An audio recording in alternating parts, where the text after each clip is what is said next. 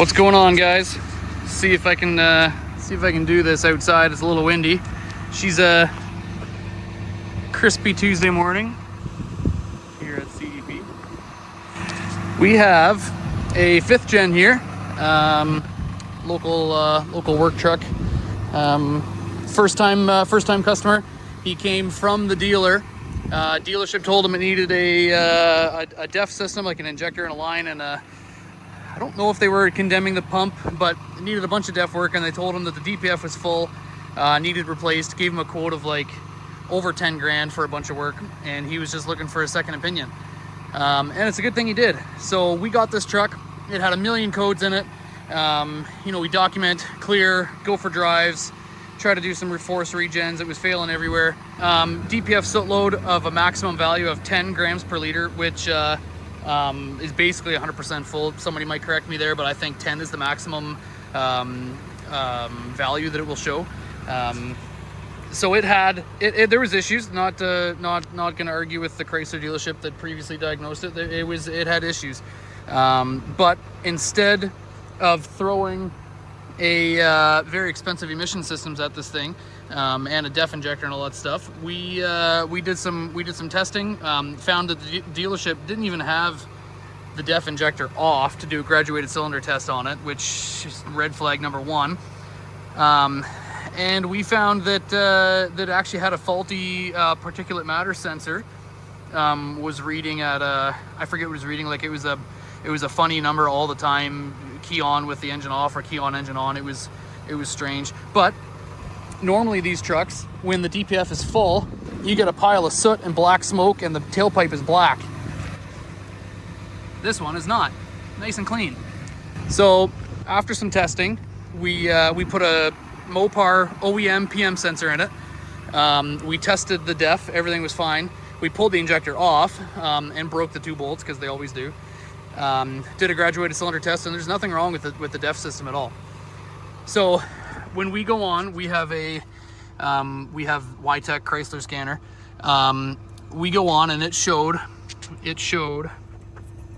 see if I can do this. Soot load estimate. It was at 10. Whoops. Here, I went and forgot that this is a touchscreen computer. Here, we'll go back in here, and I won't touch it this time. There. So combined soot load on the highlighted line there, we're down to 2 grams per liter, which is very good. That's an acceptable DPF at this point, or emission system at this point. Nothing wrong with that at all. So what we did is, instead of going in and just replacing a bunch of parts, we went in, we properly diagnosed it.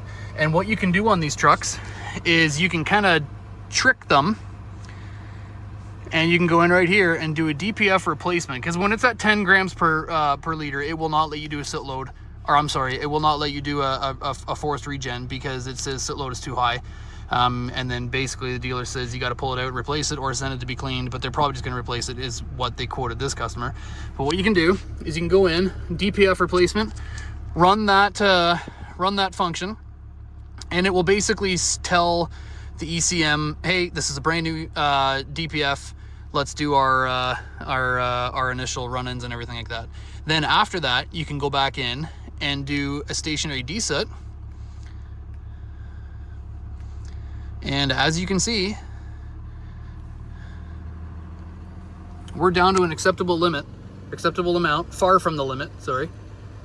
And all that we've done on this is some in-depth, proper diagnostics, and replaced only the parts that were condemned. This did not need $10,000 worth of work. This needed a PM sensor. We did put new DEF in it, because for the price of DEF, for what it does, whatever. You pull the injector out, run some out. We just replaced it anyways. But we saved this customer a pile of money. We got him back on the road sooner, because Chrysler said, back order, no ETA on DPFs. And this all comes from proper diagnostics. We get guys all the time telling us that our diagnostics are far too much money.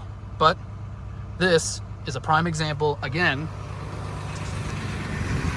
of what proper diagnostics can save. So Last update on this work truck. We did another desoot for almost 40 minutes there. And look at that soot load. It's perfect. This customer's invoice is now less than $3,000 said and done. We've only had the truck a couple days for repairs. And he was previously quoted over $10,000 from a dealership. The only reason we were able to save him that kind of money and get this truck turned around is because of proper diagnostics.